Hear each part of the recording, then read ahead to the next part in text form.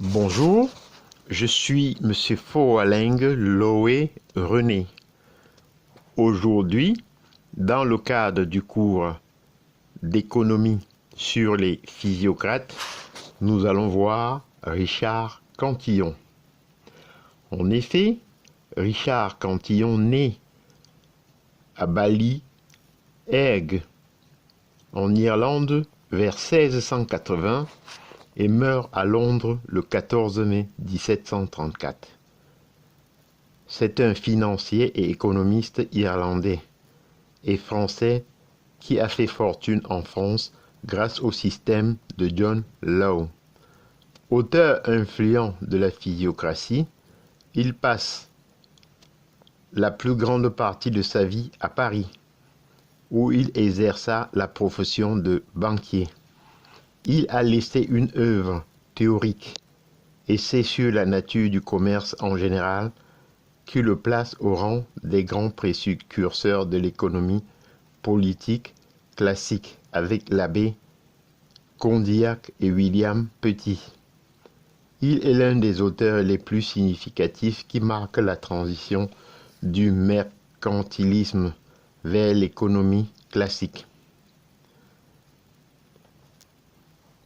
Banquier parisien, né d'une famille irlandaise, elle-même d'origine espagnole, selon son biographe, l'économiste Stanley Jevon Cantillon rédigea un essai sur la nature du commerce en général qui ne fut publié qu'en 1755, sans nom d'auteur. Après avoir circulé en manuscrit parmi les physiocrates et influencé fortement Gournay, et plus encore Mirabeau dans son ouvrage L'ami des hommes ou Traité de la population 1756, la première édition de l'essai sur la nature du commerce est d'ailleurs présentée comme étant une traduction de l'anglais. De la vie de Cantillon, on sait seulement qu'il fut un rival heureux de Law, qui sut vendre à temps ses actions de la Compagnie des Indes, et que, une fois fortune faite, il se retira à Londres. Une tradition veut qu'il périt assassiné en 1733 ou 1734.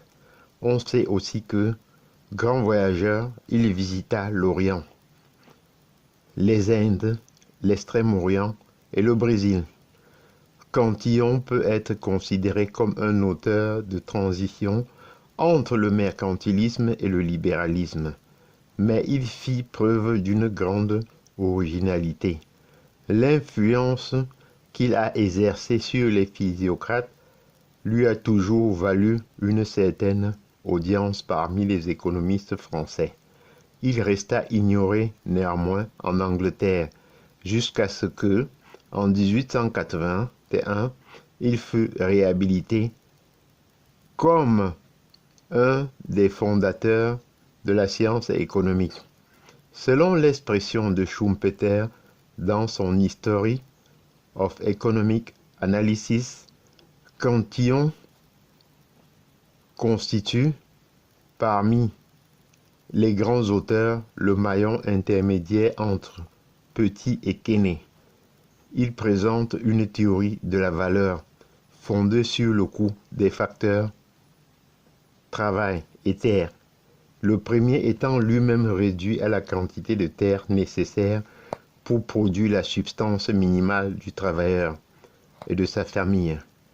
Cantillon aboutit ainsi à une théorie de la valeur, terre qui offre une image inversée de la théorie de la valeur travail de ses successeurs, les économistes classiques anglais. La réduction du travail en équivalent terre et les raisons pour lesquelles les salaires effectifs peuvent s'écarter du salaire minimal donnait lieu dans l'essai à un appendice arithmétique qui aurait fait de Cantillon si cette partie de son œuvre n'avait été perdue. Un précurseur des études économétriques, au même titre que Petit. Avant François Quesnay, il a établi les fondements d'une théorie du circuit économique dans ses 3 phases: production, répartition, dépense. Cette vision théorique est chez lui sous-tendue par une analyse de la société divisée en 3 classes: les propriétaires fonciers, les fermiers et les travailleurs salariés. Les propriétaires du sol jouent un rôle particulier dans l'impulsion du circuit. Leur revenu ayant la nature d'une rente n'est pas prédéterminé quant à son usage.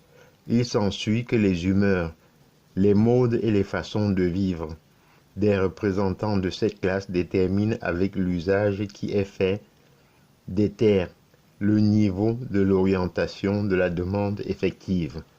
Cantillon, par ailleurs, analyse le rôle des fermiers et des entrepreneurs marchands.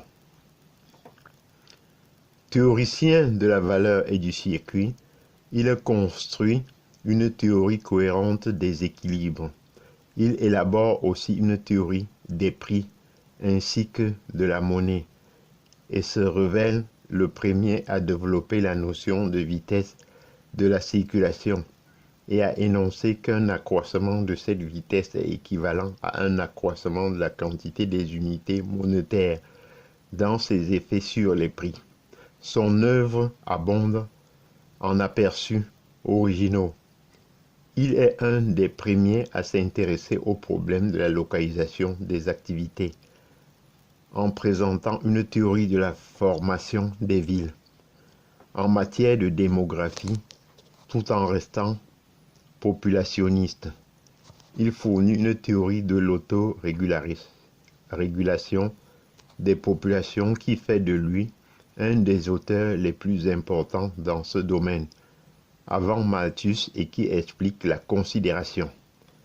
J'en ai terminé et je vous en remercie.